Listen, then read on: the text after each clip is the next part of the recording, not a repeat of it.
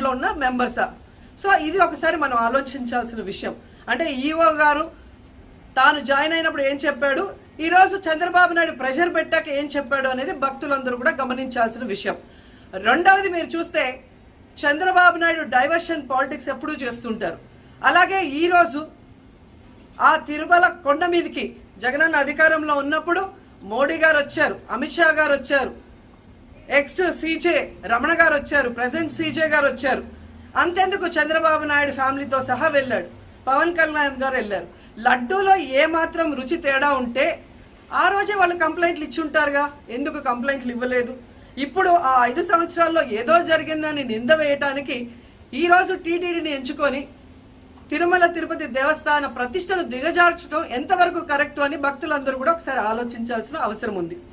And మూడవది, ఈ రోజు ఎవరైతే బీజేపీ నాయకులు కూడా మాట్లాడుతున్నారో వాళ్ళని నేను అడుగుతున్నా, ఇదే టీటీడీ బోర్డులో మెంబర్లుగా బీజేపీకి సంబంధించిన వాళ్ళు ఉన్నారు. మరి ఆ రోజు తప్పు జరిగితే వీళ్ళందరూ ఎందుకు మోడీ గారికి అమిత్ షాకి ఇన్ఫార్మ్ చేయలేదు, ఎందుకు దీని మీద చర్యలు చేపట్టలేదు అనేది నేను అడుగుతున్నా. అలాగే ఈరోజు తెలుగుదేశం పార్టీ అధికార పార్టీలో ఉన్న వేమిరెడ్డి ప్రశాంతి గారు ఆ 5 సంవత్సరాల కాలంలో ఈ పర్చేసింగ్ కమిటీలో 5 సంవత్సరాలు ఉన్నారు. అలాగే ఇప్పుడు మంత్రిగా ఉన్న పార్థసారథి గారు కూడా పర్చేసింగ్ కమిటీలో ఉన్నారు. మరి వాళ్ళని విచారించండి, ఆ బోర్డు మెంబర్లందరినీ బయటకు వచ్చి మాట్లాడమని చెప్పండి, తప్పు జరిగిందా లేదా.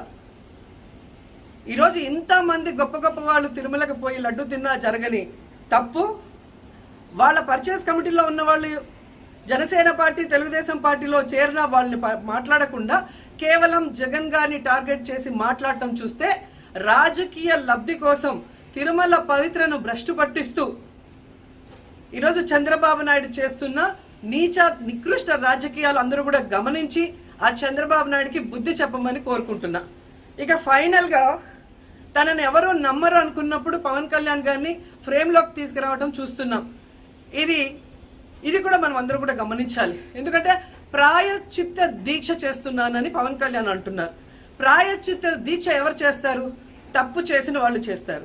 అంటే చంద్రబాబు నాయుడు తప్పు చేశాడు, ఇది అబద్ధం, ఈ లడ్డూలో కల్తీ జరగలేదు, ఇది నాకెక్కడొచ్చి ఆ పాపం చుట్టుకుంటుందన్న భయంతో పవన్ కళ్యాణ్ ప్రాయశ్చిత్త దీక్ష చేస్తున్నారనేది ఈ రోజు మాకు అందరికీ అర్థమవుతున్న విషయం. ఎందుకంటే ఈ రాష్ట్రంలో తిరుమల కొండ మీద 1000 కాళ్ల మండపాన్ని కొట్టేసింది చంద్రబాబు నాయుడు, దుర్గా గుడిలో క్షుద్ర పూజలు చేయించింది చంద్రబాబు నాయుడు, విజయవాడలో 25కు పైగా పవిత్రమైన దేవాలయాల్ని కూర్చింది చంద్రబాబు నాయుడు, పూజల్లో బూట్లు వేసుకొని పూజలు చేస్తూ అన్ని తొక్కేసింది చంద్రబాబు నాయుడు గారు. ఇలాంటి చంద్రబాబు నాయుడు కోసం ఎన్ని ప్రాయశ్చిత్త దీక్షలు చేసినా ఆయనైతే దేవుడు క్షమించడు, అలాగే హిందువులు కూడా చంద్రబాబు నాయుడిని క్షమించరు.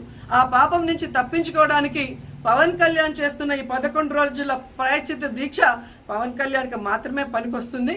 కాబట్టి ఇకనైనా తిరుమల తిరుపతి దేవస్థానాన్ని అడ్డం పెట్టుకొని జగనన్న మీద దుమ్మెత్తి పోసే కార్యక్రమాల్లో ప్రతిష్టగా దిగజారిస్తే తిరుపతి అమ్మాయిగా నేను ఊరుకునేది లేదని కూడా ఈ సందర్భంగా తెలియజేసుకుంటున్నాను.